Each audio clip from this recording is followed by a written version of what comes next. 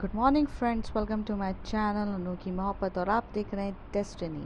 Last part में हमने देखा था कि जो सैम और नेहा रहते हैं वो लोग इंटीमेट हुए रहते हैं, और जब वो इंटीमेट होते हैं तभी उनकी सासू माँ मतलब नेहा की मॉम आ जाती है और वो ये सब देख लेती है और वो काफ़ी ज़्यादा गुस्से में नेहा को लेकर चली जाती हैं।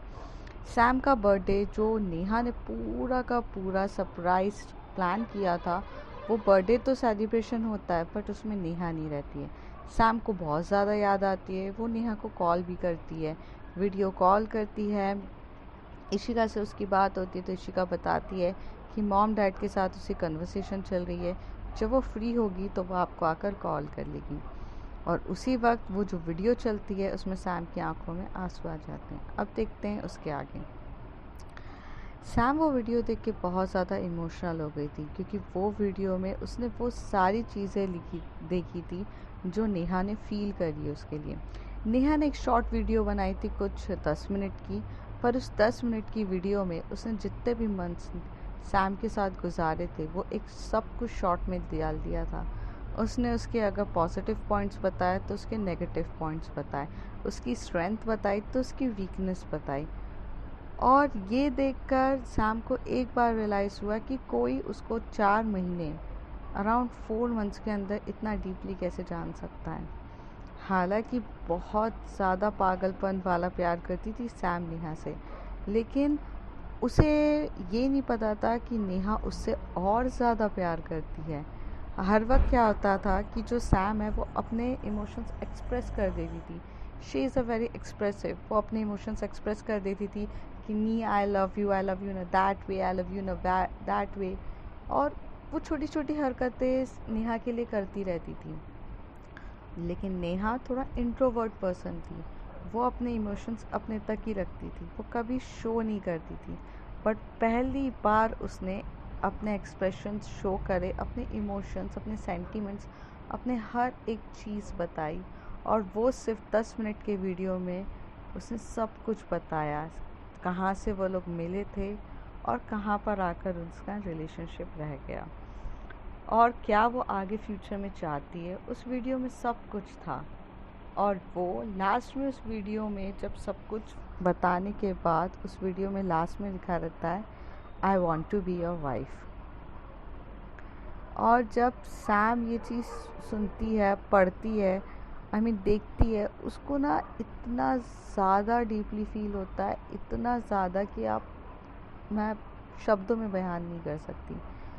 क्योंकि उसे ये चीज़ इसलिए भी ज़्यादा फील हो रही थी कि एक तरफ उसकी मॉम उसे लेकर चली गई हैं और एक तरफ वो मेरी वाइफ भी बनना चाहती है। तो अब दुनिया की सैम को कुछ भी चीज़ें करके बस और बस नेहा को अपनी वाइफ बनाना था, पर रिश्तों के साथ। Now it is a big task for Sam कि वह उसके घर वालों को भी कैसे बनाएगी और प्यार भी उनके बीच में कैसे बरकरार रहेगा। ये तो अब सिर्फ वही लोग जानते थे, और कब और कैसे होगा इसके बारे में कुछ नहीं पता। सैम जाती है, थोड़ा सा इमोशनल हो जाती है, तो वो बार के वहाँ पर जाती है, एक ड्रिंक लेती है, वोडका लेती है और उसे पीने लगती है और बार बार सोचे ही रहती है कि क्या करूँ, कैसे करूँ, क्या करना है, पता नहीं। ये सब इतना इजी तो होगा नहीं और बहुत मुश्किल है अब हमारे लिए। जोश जोश में अक्सर इंसान कह देता है कि आप जाओ, मैं सब कुछ हैंडल कर लूँगी, लेकिन जब बारी हैंडल करने की आती है तो बहुत मुश्किल होता है, क्योंकि दरवाजे तो इतने सारे दिखते हैं पर उस सही दरवाजे में जाना कैसे पॉसिबल है। सैम के पास बहुत सारे ऑप्शन थे कि वो ये करे वो करे, पर सही ऑप्शन क्या था उसे नहीं समझ में आ रहा था। तभी जैस आती है, जैस उसके बाजू में आकर बैठती है और जैस बोलती है कि क्या हो गया है, तुझे इतना अपसेट क्यों है। तो कहती है, यार अपसेट होने वाली बात है, तुझे पता है नी ने मेरे लिए इतना प्यारा सरप्राइज़ किया and I love it, I really madly in fall in love with नी। मुझे समझ में नहीं आता यार, क्या है, कैसे है, क्या चल रहा है, पता नहीं है, पर बहुत ज़्यादा पागल हूँ मैं सैम के लिए। सैम बहुत ज़्यादा पागल है इनके लिए। जैस कहती है, पता है, और तुझे पता है नेहा भी बहुत ज़्यादा प्यार करती है यार। आई मीन वो बताती नहीं है बट वो करती बहुत है। तो कहती वही तो है कि उसने मुझे कभी नहीं बताया कि वो मेरे लिए क्या क्या फील करती है। इस 10 मिनट की वीडियो पे यार मैं तो इमोशनल होंगी ना। इतनी भी मैं हार्टलेस पर्सन नहीं हूँ। जैस कहती है मैंने कब कहा तू हार्टलेस पर्सन है। तो कहती है हाँ यार जैस हम इतने टाइम से दोस्त हैं यार, मुझे तेरी हेल्प चाहिए। तो कहती है हाँ मैं तो करने के लिए कब से तैयार हूँ, बता क्या हेल्प चाहिए। यार मुझे मेरी वाइफ चाहिए। सैम को उसकी नेहा चाहिए। सैम बस ये चाहती है कि वो पहले जैसे उसके साथ रहे। यार मैं दुनिया की सारी चीज़ें करने के लिए तैयार हूँ, बस मुझे मेरी नी मिला दो। जैस कहती है हाँ पर हुआ क्या है, बताएगी कुछ। तभी सैम बताती है कि नेहा की मॉम आ जाती है, इंटीमेट सीन देख लेती है और ये सब के चक्कर में वो नेहा को लेकर चली गई। जैस कहती है it's a big big issue. तो सैम बोलती है I know but I want her she told me she want to be my wife and if she want I will do anything for her. Jess कहती है यार मैं समझ रही हूँ तुझे चाहिए बट अब तू मनाएगी कैसे ये सोच ना। तो कहती है यार क्या करूँ, मुझे बहुत याद आती है। तो कहती है हाँ अब क्या करना है। तो वो कहती है यार क्या करूँ, मम्मी से मैंने बात करी थी मेरी मॉम से, तो वो मुझको बोली कि थोड़े दिन के लिए मैं पुणे शिफ्ट हूँ और उनके घर वालों को अपनी क्वालिटीज़ अपनी हर चीज़ें दिखाकर इम्प्रेस करूँ। तो जैस बोलती दैट्स अ ग्रेट आइडिया, सुन मेरा खुद का फ्लैट है पुणे में, तो तू वहाँ जाके रह सकती है। तो कहती बात फ्लैट की नहीं है यार, मैं रहूँगी तो अपने ससुराल में रहूँगी ना, क्यों मैं उधर रहूँ। हा वेरी फनी सैम। जैस कहती है जैसे वो तेरे को आकर बोलेंगे ओ आ जाओ हम तो इंतज़ार ही कर रहे थे कि हमारी बेटी का पति आ गया है, ओ सॉरी पत्नी आ गई है। यार तो मैं क्यों दूर रहूँ मेरी वाइफ से। तो कहती अब एक ढक्कन तेरी वाइफ अभी बनी नहीं है। जैस कहती है तू थोड़ा शांति से तो रोक, तुझे पटाने जाना उसके माँ बाप को, घर जमाई नहीं बनना है। And for the kind information मेरा फ्लैट है वहाँ पर जाकर रह वगैरह। वैसे भी मैं भी थोड़े टाइम के लिए पुणे जा रही हूँ, मेरा थोड़ा सा काम है वहाँ पर, तो मैं वहीं पे स्टे करूँगी, तो मेरे साथ स्टे कर ले। तो कहती है ठीक है नॉट एन इशू, मैं स्टे कर लूँगी, पर what about your office. Yes मैं कोलैबोरेशन के लिए अब नी तो यहाँ आ नहीं सकती है, बहुत इश्यूज आएगा, तो मैं बॉस से बात करके वहाँ जाऊँगी और उस वहाँ के ऑफिस से काम करूँगी। तो कम से कम ऑफिस में तो मैं उससे मिल सकती हूँ ना, ऑफिस से मिल सकती हूँ, ऑफिस के बाद मिल सकती हूँ, और मैं उसका बहुत ख्याल रखना चाहती हूँ। तो जैस कहती है वो तो ठीक है, अच्छा सुन तेरा कॉल बज रहा है। तो वो देखती है तो वो वीडियो कॉल रहता है। इशिका, ये इशिका कौन है, जैस पूछती है। तो जैस कहती है इशिका मेरी सारी साहिबा हैं। ओह अच्छी हैं। तो कहती बहुत क्यूट है यार, बहुत प्यारी है। तो कहती ठीक है मैं ज़रा पार्टी देख लूँ। अरेंजमेंट्स मेरे हाथ में थे और नी के हाथ में थे एक्चुअली में, पर नी नहीं है, तो मैं ज़रा देखती हूँ, तू बात कर ले। तो वो कहती है ठीक है यार यहाँ बहुत शोर हो रहा है, मैं थोड़ा सा साइलेंट जगह पे जाके बात करती हूँ। तो कहती है हाँ वो वहाँ रूम खाली है, वहाँ जाके बात कर ले। तो वो जो एकदम से जब वो जा ही रही रहती है तो वो फ़ोन उठाती है, तो इशिका सामने से खड़ी रहती है और इशिका बहुत ज़्यादा ब्यूटीफुल दिख रही रहती है। जैस की पहली नज़र इशिका की वो वीडियो कॉल पे फर्स्ट टाइम जाती है, जैस को इशिका बहुत ज़्यादा सुंदर दिख रही रहती है। और जैस पहले तो आराम से वो दूर से देख रही रहती है, मतलब जैस इशिका का फेस देख सकती है लेकिन इशिका को जैस का फेस नहीं दिखता है, उसे सिर्फ सैम दिख रही रहती है। और वो देख के स्माइल करके जैस जाती है, कहती क्यूट है क्यूटी पाई है, और ऐसे करके चली जाती है। तभी मीरा आकर बोलती क्या हो रहा है बोलना। तो कहती क्या हो रहा है मतलब क्या यार, बैठे तो हैं। चलो पार्टी इंजॉय करते हैं, life is all about fun, let's go. तो ये लोग यहाँ पार्टी इंजॉय करने चले जाते हैं। जो सैम है उसके हाथ में वोडका रहता है और हाथ में लेकर एक रूम पर जाती है। तभी इशिका को बोलती है, साली साहिबा वाइफी से मिलवा दीजिए, अगर आपको कोई एतराज़ ना हो। तो कहती है हाँ हाँ मिलवाएंगे, लो आपकी वाइफी आ गई हैं। अब वो उसको देखती है तो जब सैम होती है वो उसको बहुत प्यार से देख रही रहती है और उसकी आंखों में से आंसू आ रहे रहते हैं। जो नेहा है वो बोलती, baby why are you crying? मुझे डांट नहीं पड़ी है, मतलब पड़ी है, इट्स ओके, मैं खुश हूँ यहाँ पर, मैं हैंडल कर लूँगी। आपका बर्थडे है, आप ऐसे रो क्यों रहे हो? आप बर्थडे के दिन रोगे? Seriously are you out of your mind? कौन बर्थडे के दिन रोता है? तो कहती है I am totally shocked, baby. I saw the video which you made for me. I love you, yaar. I crazily in love with you. Madly, madly, madly in love with you. And I can't stay away with you. Please come, यार। तो कहती है मैं तो आ जाऊंगी ना, लेकिन इस बार आपको मेहनत करके लेकर जाना है मुझे यहाँ से। मैं तो जाने के लिए तैयार हूँ, आओ और ले जाओ। हाँ, बहुत बड़ा टास्क दे दिया है आपने मुझे। तो कहती है प्यार में तो हमेशा से टास्क रहता है।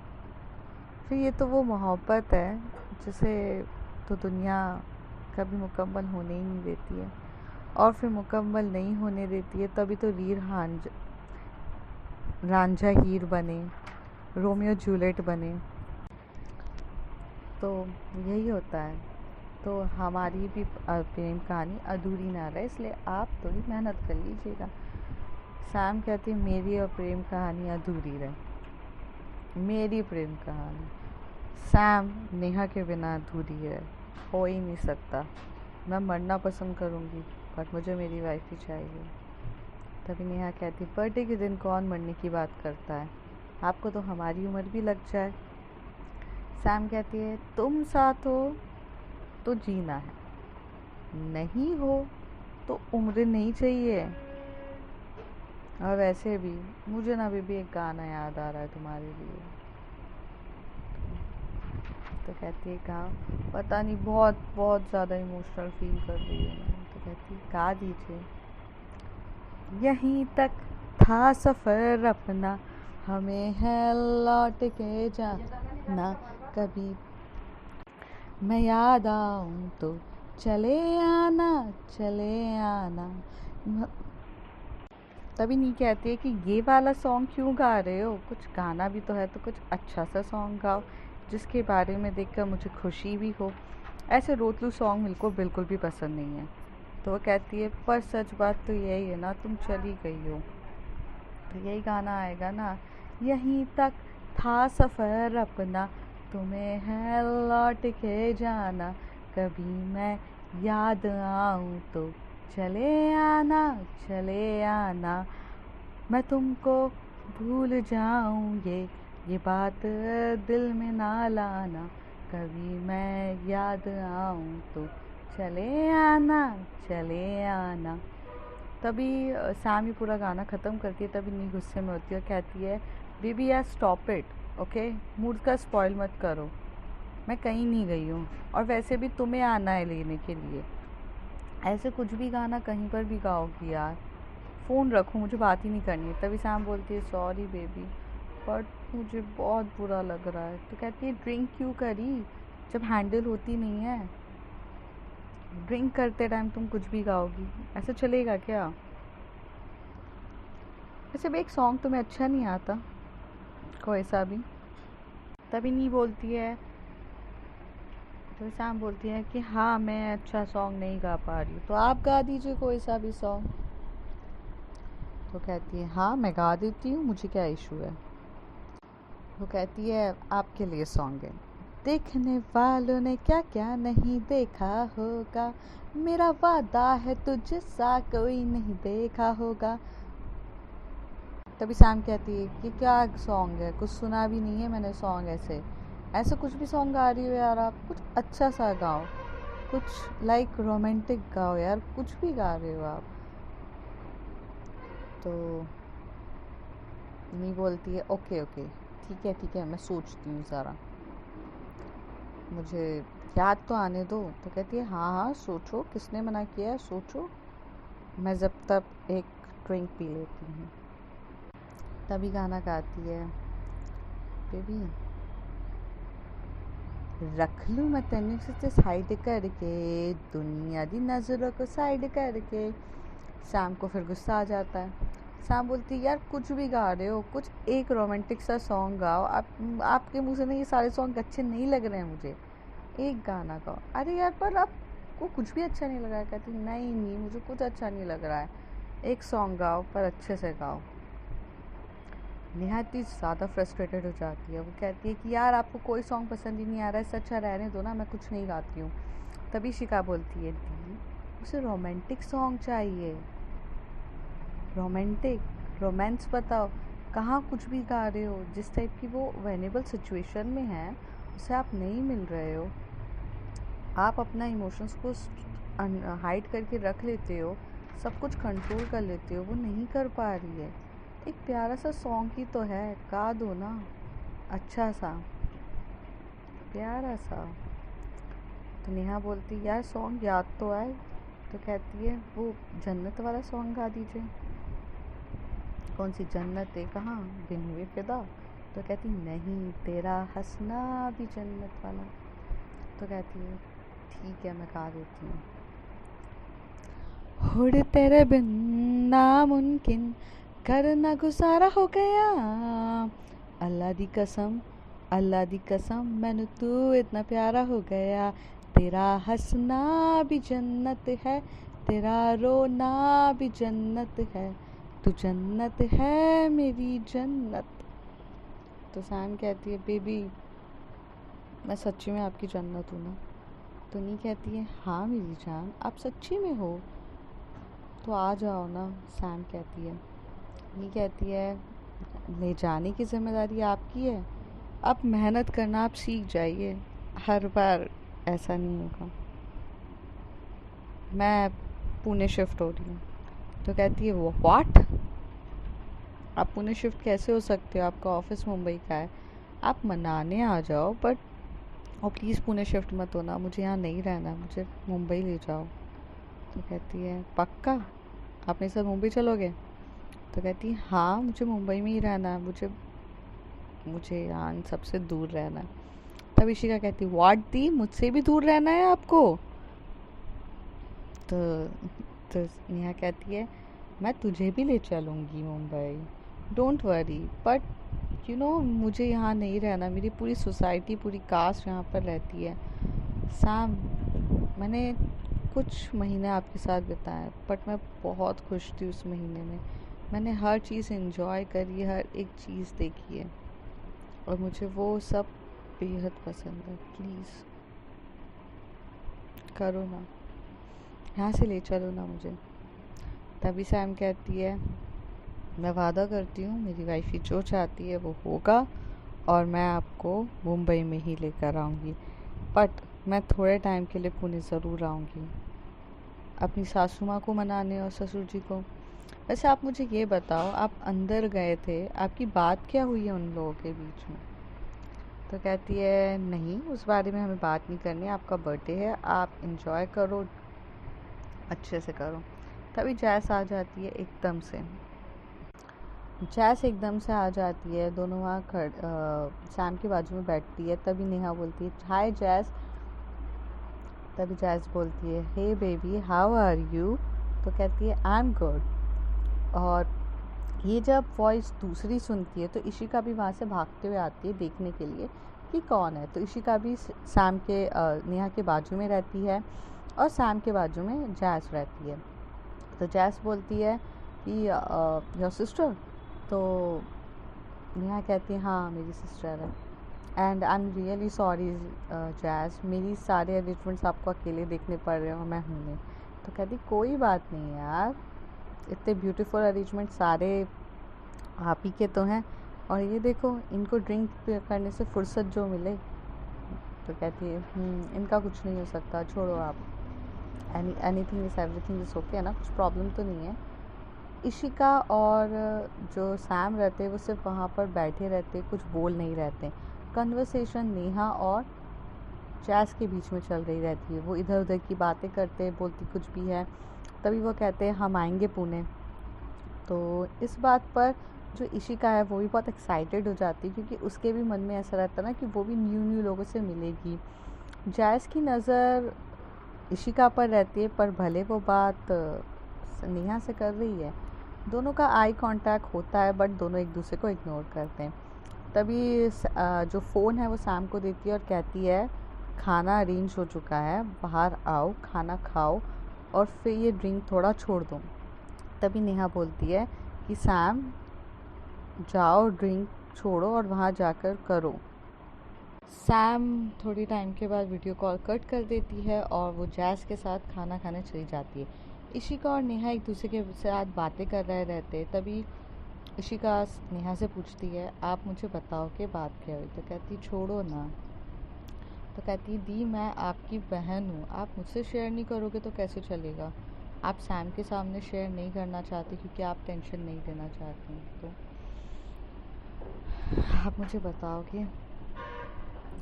तभी नेहा की आंखों में से आंसू आने लगते हैं। वो बहुत रोते हुए कहती है यार मैं सैम से बहुत ज़्यादा प्यार करती हूँ, कैसे अपनी फैमिली को बताऊँ कि वो उस टाइप की गर्ल नहीं है जैसा लोग समझते हैं।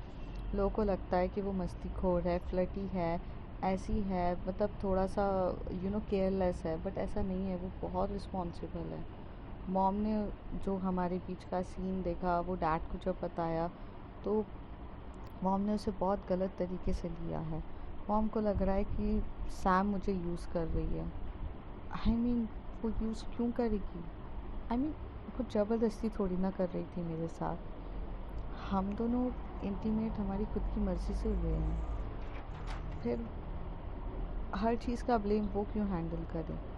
पता है आपको सैम ना कभी कभार, हाँ वो थोड़ी सी फ्लर्टी है, रोमांटिक है, हरकतें करती है, बट अगर उसे जिस दिन मैं कह दूँ कि नहीं मेरा मूड नहीं है या कुछ नहीं है, तो वो मानती भी है, एक्सेप्ट भी करती है। और दूसरी चीज़ वो बहुत केयरिंग है, बहुत ज़्यादा केयरिंग है यार। मेरे को जब टाइफाइड हुआ था उसे खाना बनाना बिल्कुल भी नहीं आता। उसको बिल्कुल भी पसंद नहीं था नेहा, बिल्कुल भी पसंद नहीं था इशिका। उसने मेरे लिए इतने अच्छे से खाना बनाया। 1 वीक उसने ऑफिस से छुट्टी लेकर मेरे साथ रुकी, हर एक काम किया। ऑफिस में जब मैं गई तो मेरे पे इतना ज़्यादा वर्कलोड आ गया था, उसने ना नाइट पे भी जाकर खुद मेरा काम भी किया, अपना भी काम किया, क्योंकि डेडलाइंस थी। उसने कुछ पूछे टेंशन नहीं दिया। इससे ज़्यादा रिस्पॉन्सिबल पर्सन और क्या चाहिए आपको लाइफ में। क्या चाहिए, जो मुझे समझती है, जो हर चीज़ की केयर करती है, ऑल टाइम रहती है, और क्या चाहिए। मॉम को बस सिर्फ ये दिखता है कि वो मुझे बहका रही है और जानबूझ के बहका कर मुझे मुंबई लेगी और मेरे साथ ये सब करना है उसको अच्छा लगता है, और वो बस ये यहीं तक है, जबकि वो ऐसी नहीं है। पता है इशिका, मुझे प्यार हुआ था नेहा से, मुझे प्यार हुआ था, नेहा को प्यार हुआ था सैम से, सैम को प्यार नहीं था नेहा से। सैम तो अपनी लाइफ में सिर्फ ऐसे मस्तीखोरी में घूमती रहती थी कि उसे कुछ लेना देना नहीं था। वो तो अपनी लाइफ एंजॉय कर रही थी, बट जो तो वो जो इंसिडेंट हुआ ना, उनके मैसेजेस पढ़ना, उनकी हर एक बातों को जानना, मुझे प्यार हो गया उनसे। पहले तक तो सिर्फ मैसेजेस से प्यार था, फिर धीरे धीरे पता चला इशिका कि वो पर्सन भी एक्चुअली बहुत अच्छी हैं, दोस्तों के लिए डेडिकेटेड हैं, फ्रेंड्स उनके लिए बहुत इम्पोर्टेंट है, फैमिली उनके लिए इम्पोर्टेंट है, और मॉम डैड उनका भाई सब बहुत अच्छे हैं। हर एक चीज़ बहुत अच्छी है, बहुत क्यूट है हर एक चीज़।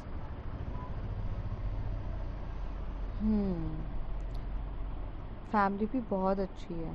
अच्छा दी, मुझे आपसे एक सवाल था, पूछ सकती हूँ। तभी नेहा बोलती है हाँ पूछो, क्या पूछना है। सैम के घर वालों को आपके बारे में पता है क्या? तो कहती है हाँ, मम्मी के पास तो अभी डिस्क्लोज़ हुआ है। सैम की मॉम को तो 1 महीने पहले ही हमारा रिलेशन पता चल गया था, और उस वक्त भी सैम ने कभी पीछे नहीं हटी, खड़ी रही और खड़े होते हुए कहा, अपने डैड से लड़ते हुए कहा कि मुझे प्यार है और नेहा से प्यार है और मैं इसके लिए कुछ भी करूँ। उनके डैड ने हमें एक्सेप्ट नहीं किया है। मॉम एक्सेप्ट किया है, डैड ने नहीं किया है। हाँ माय गॉड, यहाँ तो अपनी मॉम भी एक्सेप्ट नहीं करने वाली है। तो कहती है हाँ, बट सैम को आप जानोगे तो ऐसा एक पल नहीं होगा कि आपको उनसे प्यार ना हो। हाँ, सैम तो बहुत मस्त है, मुझे पता है। अब वो कैसे करेगी मुझे इतना भरोसा है, वो करेंगी, वो कुछ भी करेंगी, पर कैसे करेंगी ये वो अभी सोच रही होंगी। थोड़ा सा वोडके का नशा जब हटेगा तब उन्हें समझ में आएगा कि उन्हें करना क्या है। थोड़ा शांति से बैठ के पूरी प्लानिंग करेंगी, फिर आएंगी। पर इतना जानती हूँ कि वो जब आएंगी तो मुझे लेकर जाएंगी, इतना तो भरोसा है मुझे उन पर। दी ऐसी होना चाहिए प्यार, इतना ही भरोसा होना चाहिए हर एक चीज़ पे। कहती है हाँ, सैम बहुत प्रोटेक्टिव है, बहुत प्रोटेक्टिव है। पजेसिव है बट कम है, पजेसिव मैं ज़्यादा हूँ उसके लिए, क्योंकि उसके पीछे ना जो लड़कियाँ पढ़ती हैं ना, मैं क्या बताऊँ, लड़की लड़के सब ऐसे पड़ जाते हैं ना। और हालांकि वो दिखती भी काफ़ी सुंदर है। तो नेहा वो तभी इशिका बोलती है हाँ दी, वो तो पता है। और उनके फ्रेंड्स का ग्रुप कैसा है? कहते हैं बहुत औसम है। अभी कुछ ना कुछ तो होगा ही, डेफिनेटली करेंगी वो। अब कब, कैसे, कहाँ से करेंगी पता नहीं यार, फिर आएंगी ज़रूर। आप एक्साइटेड हो? मुझे सैम के साथ रह के एक बात सीखने को बहुत अच्छे से मिली है, हर पल जियो। हर पल अगर चैलेंजेस हैं तो एक्सेप्ट करो, और वो चैलेंजेस का वेट करो कि कब कैसे क्या होगा, और उस मोमेंट को जीना सीखो। मैं बहुत टेंशन लेती थी यार इशिका, मैं बहुत टेंशन लेती थी कि फ्यूचर में क्या होगा क्या नहीं होगा। पर सैम के साथ इस 4 महीने में मैंने प्रेजेंट जीना सीखा है। उसे पता है कि कल कुछ इशू हो जाए, लेकिन वो आज प्रेजेंट जीती है। वो कहती है अभी तो जियो ना, देख लेंगे। लेकिन वो फ्यूचर प्लानिंग करती है, जैसे लॉन्ग टर्म गोल्स पसंद है उसे, उसे इन्वेस्टमेंट करना पसंद है, वो ये सब चीज़ों में करती है। बट कल की टेंशन लेके नहीं बैठती, वो कुछ ना कुछ तो करेगी। और हाँ इशिका, मैं बहुत ज़्यादा एक्साइटेड हूँ कि मेरी वाली अब क्या क्या हरकतें करेंगी मुझे पाने के लिए। तो आई एम जस्ट वेटिंग। आपने उनके घर वालों को मना लिया था? तो कहती हाँ, मैंने भी उसकी मॉम को बहुत इम्प्रेस किया था। डैड तो नहीं हुए। कोई ना कोई एक घर में कोई ना कोई एक खड़ूस ज़रूर होता ही है दी, इशिका कहती है। तो कहती है हाँ, वो बात भी है। अब देखते कब और कैसे क्या होगा। I am just waiting. तो कहती I am also waiting, I am very excited कि सैम क्या करेगी। दूसरी तरफ जो सैम रहती है वो खाना पीना खाती है, उसे उसे खाना खाने की एक्चुअल में इच्छा बिल्कुल नहीं हो रही रहती है। उसे बहुत दर्द हो रहा रहता है, पर वो फिर भी खाना वाना खाती है, क्योंकि तबीयत ख़राब करेगी तो नेहा को कैसे पाएगी। वो फिर बर्थडे पूरा ख़त्म होता है, सब लोग एंड अप होता है चुपचाप। एंड होने के बाद सब उसे कॉन्ग्रेट्स कहते हैं, ये वो, आई मीन बर्थडे सेलिब्रेट करते हैं, हर चीज़ हो जाती है।